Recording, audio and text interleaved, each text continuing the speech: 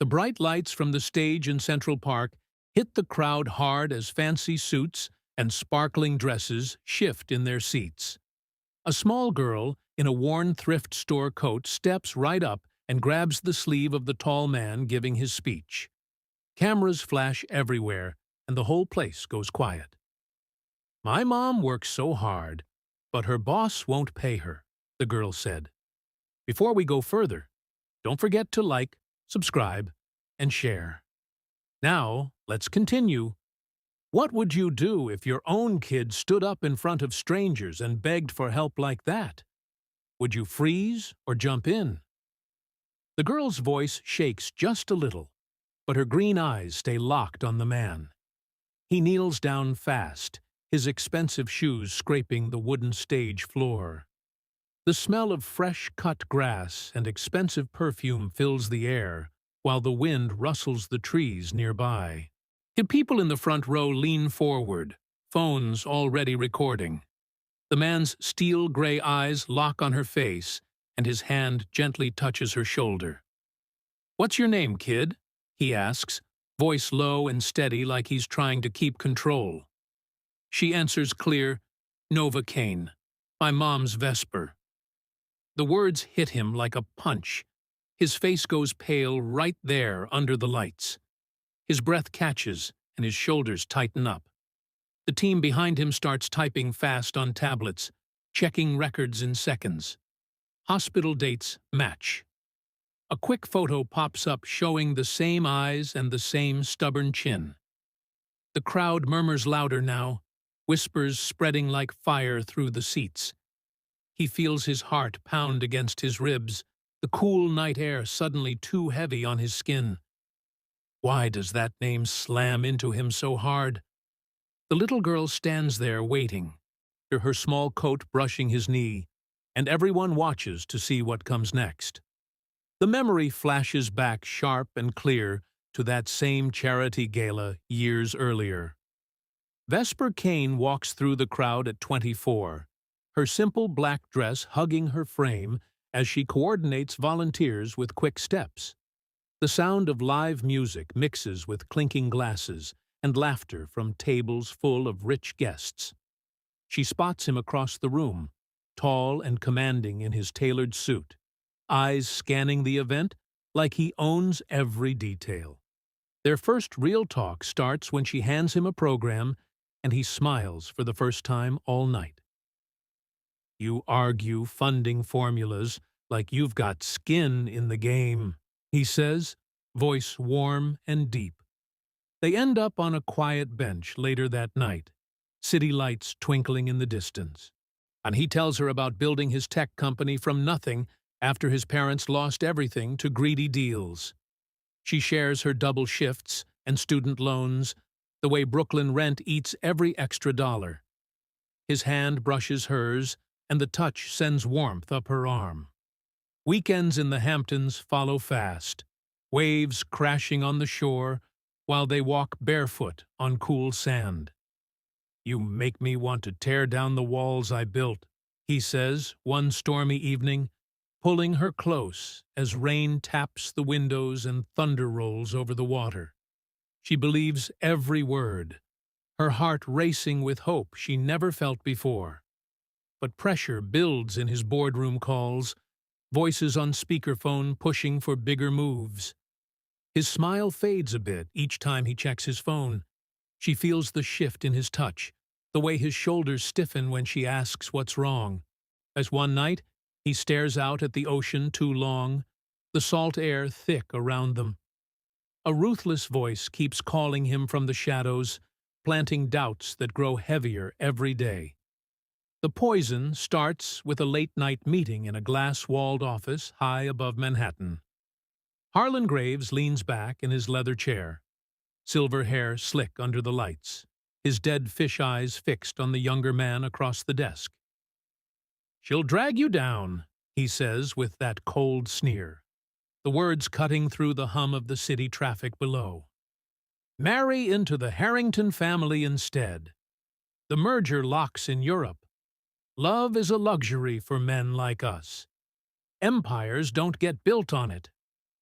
The words sit heavy in the air, the smell of strong coffee and expensive cologne mixing with the tension. Ronan feels the weight press on his chest, on debts and investor threats closing in like walls. He sends the text that night, short and final. Then the severance check that feels like ice in his hand. Vesper reads it alone in her Brooklyn apartment, the radiator clanking loud in the small space as tears blur the screen.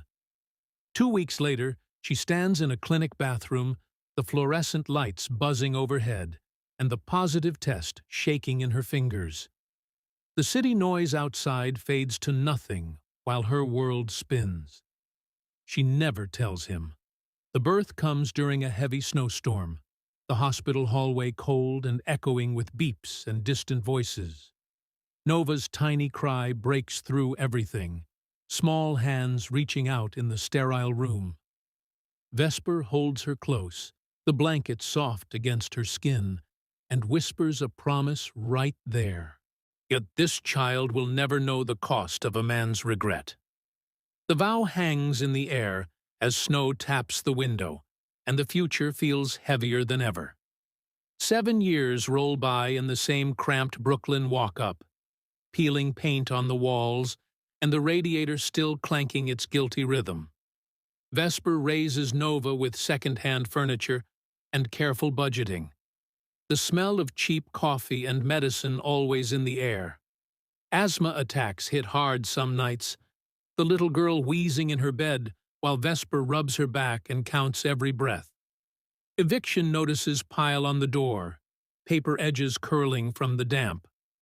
After her analyst job downsizes, Vesper takes the executive assistant role at Graves Enterprises, the salary supposed to steady things, but never quite enough. She works through pounding headaches and tired legs, so the office carpet rough under her shoes during late hours. Harlan starts holding back paychecks on purpose, his voice dripping false concern in performance reviews. The fear of one missed rent payment sits like a rock in her stomach every morning. Nova watches it all, her green eyes full of quiet worry as she helps fold laundry on the worn couch. The regret from past choices lingers in Vesper's shoulders when she stares at old photos at night. One more delay comes through email, the words cold on the screen, and the abuse starts feeling personal. The threats turn sharper, his presence in the office making the air feel thick and wrong. Harlan's game turns cruel in the conference room after hours, the overhead lights buzzing while Vesper scrubs the long table alone. Her shoulders ache from the motion, her fingers gripping the cloth tight as fatigue pulls at her arms. He walks in slow, that perpetual sneer on his face, and reminds her with a low voice, "Single moms like you should be grateful I keep you on. One complaint, and you're out on the street with that kid." The words sting like a slap, the smell of his cologne hanging too close. She works extra shifts without pay, migraines blurring her vision while she files papers that almost slip from her hands. Colleagues whisper in the break room, but nobody speaks up, the fear keeping mouths shut. Nova overhears the late-night calls to debt collectors from the next room, her small body tense on the couch as eviction papers rustle on the table. The little girl starts saving her lunch money in a jar, sketching plans on scrap paper with fierce lines. She asks one evening at the kitchen table, to voice trembling, "Why does Mr. Graves hate us so much?" Vesper forces a smile, her hand shaking slightly on the chair. The quiet rage builds in both of them, the stakes rising with every unpaid bill and every wheeze from Nova's chest.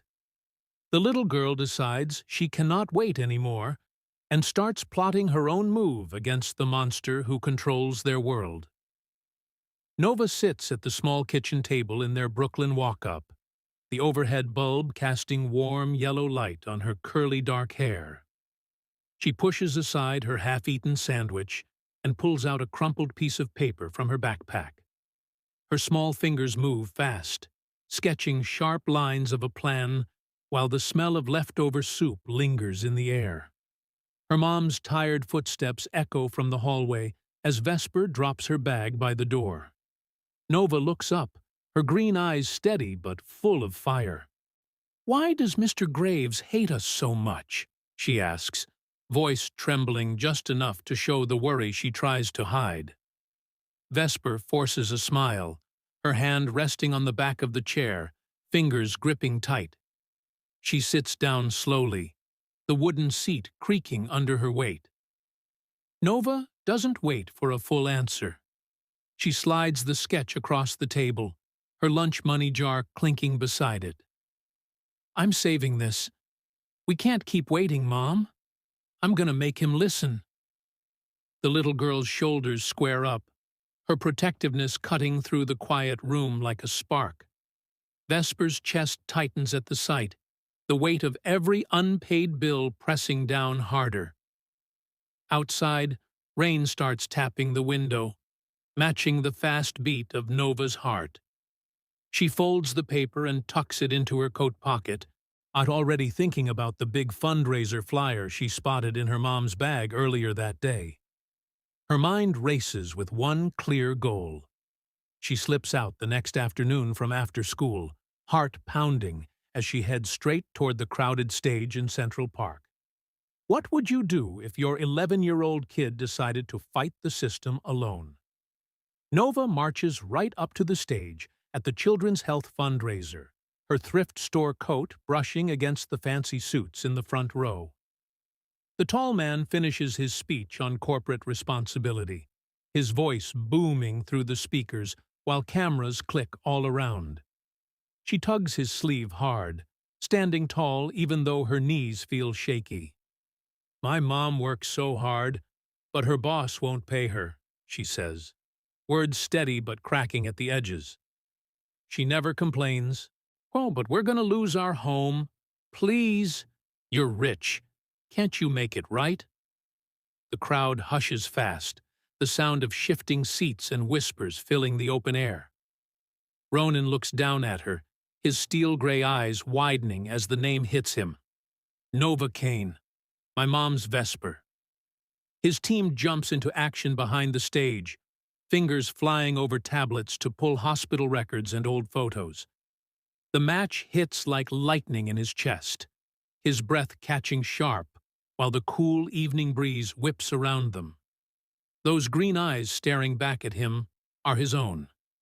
The secret child he never knew about stands right there, small hand still holding his sleeve.